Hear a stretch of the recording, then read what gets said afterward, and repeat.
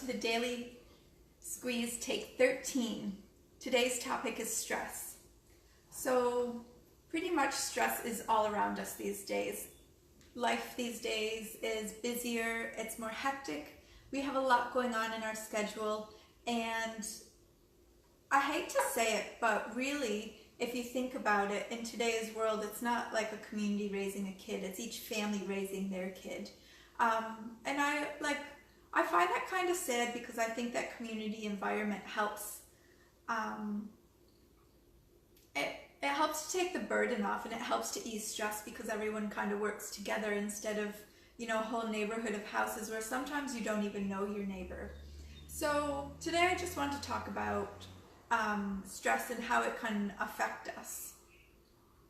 It's midweek, it's Wednesday, and we could be going really well Monday, Tuesday, and it's kind of normally today or tomorrow where there's always a spanner in the works. So something happens that we haven't quite planned or prepared for, and how we react to it is our stress level, obviously. So if you're getting frustrated because things pop up, or you could have a meeting that pops up and you're frustrated, you're overwhelmed because you're not quite ready for it.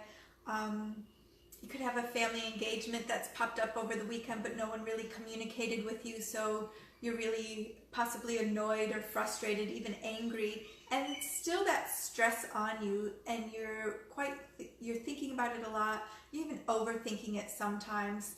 That overthinking can really lead to, I kind of go back to thinking about, everything stems from our gut. So if you're overthinking and you're really reacting to stress, you're starting to twist and turn in your gut. And then that's how you're going to react to everything. So when it comes to weight loss, if you are stressed and you kind of have that, in the pit of your stomach, you just have that little turning, or whatever it is. I think for me personally, it's that churning where I just kind of think, oh. And there's a lot of things you can do when you get stressed, but it's thinking about how you're coping. So again, I'm trying to talk about how it is you're feeling during it. So then when you can tell that you're feeling these feelings, when the frustration pops up, when the overwhelm pops up, when you start second guessing yourself. This is a big one for at work or in social environments when you're stressed. You stop thinking clearly, so you do get that overwhelm and anxious feeling even.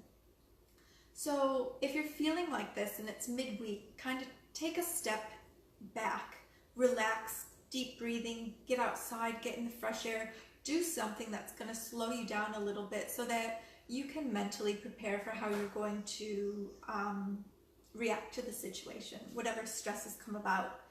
Reacting to stress is really important in how we do that. There's a lot of different tips and tricks for how to do that, and it's just finding what works best for you. Unfortunately, it is a bit of trial and error. No one's perfect and no one can do it correctly every time.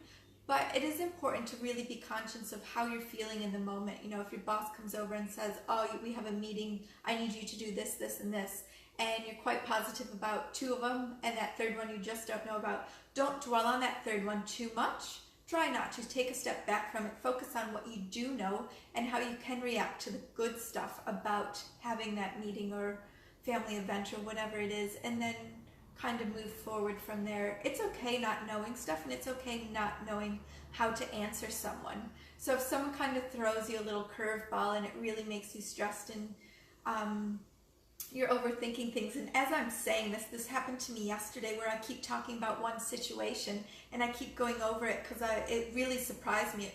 It shocked me, and I really was quite taken back by it. And how I reacted is, first I kind of took a step back and took a deep breath, took the dog out for a walk.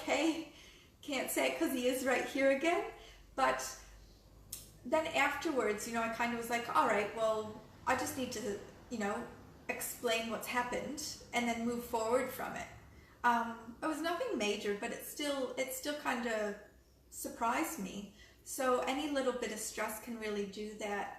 I did wake up again thinking about it this morning, but at the same sense, I need to just accept and let it go. So that's why I wanted to talk to you about stress. The main thing is when you feel that overwhelm and that frustration, don't necessarily react right away if you can help it. If it is a work environment and it's right there in your face, it's sometimes more difficult.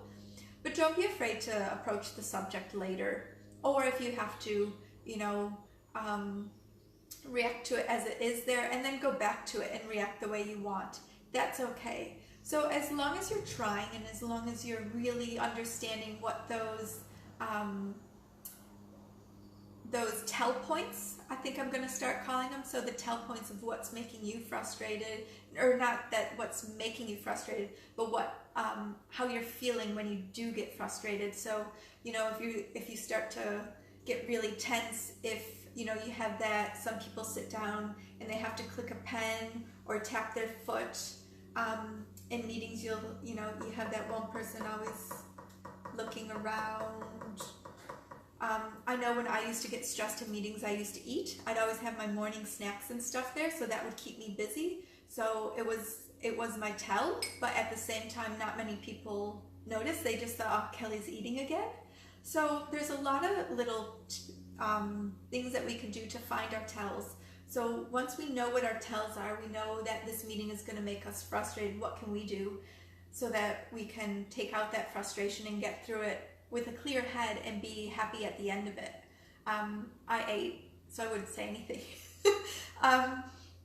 My mouth has runneth over in the past, so yeah, it was just something that helped me. Possibly could help you, but it's finding those little things that work for you to help mitigate that stress, especially midweek like this, because you never know what's going to pop up. And if you've kind of planned out the weekend like I have, and then something's happened where Mark's just also told me that, oh, he's going to be working this and this, can we do this, where my weekend just flip-flopped, which is fine, but it's the communication through that stuff as well. So make sure you're communicating, make sure you're really understanding if you are stressed, or if you're surprised, or if you're angry, or if you're sad, or if you're frustrated, or if you just don't know what to do.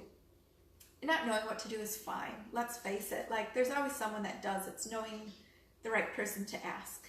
And asking questions is always good. So it's Wednesday. Try not to be too frustrated.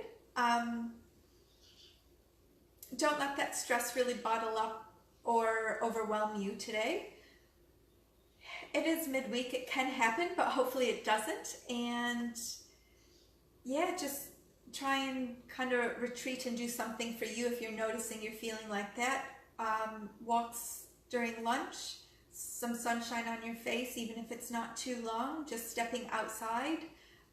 Yeah, if the kids are making you a little bit anxious or annoyed, it's taking mommy time for 2 minutes. Like, okay, everyone's going to sit down. We're just going to take 2 minutes, set an alarm, and I'm just going to sit here and drink my cup of coffee. It's okay to show people that you do have boundaries when you get frustrated. It's when you're getting stressed, it's how you react to that stress. So putting in place certain things that can help mitigate it so that it doesn't affect your whole day. And you can just get on with the day. That's the best thing to do. So I hope this was helpful. Leave me some love or comments if you have any questions about the little tips and tricks when you do feel overwhelmed or frustrated. And I will keep chatting. We'll talk tomorrow. Bye.